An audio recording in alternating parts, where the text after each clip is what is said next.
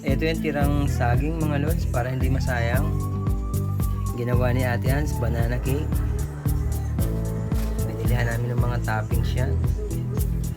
Walang chocolate kaya nips na lang. May peanut butter din pala mga lods. Meron din palang chocolate ito, sabi ni Ate Hans. Yung mga kulay black na yan mga lods, chocolate yan. Sa oven pala mga lods, sa oven toaster niluto ni Ate Hans.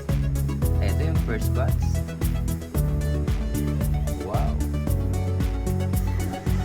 Amoy pa lang mga lods, talagang banana cake na.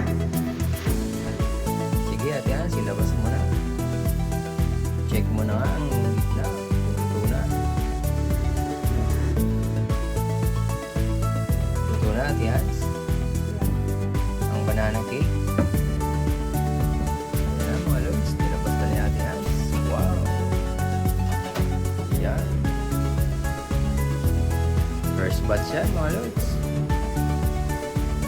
Banana cake. Para hindi masayang ang banana mga lods. Kahit overripe na, gawin natin banana cake yan. Salang roots natin yan. Yun. Oven toaster mga lods. Pwede ang banana cake. Kain na tayo mga lods. Finished product. Ito na yung banana cake natin yan. Yan.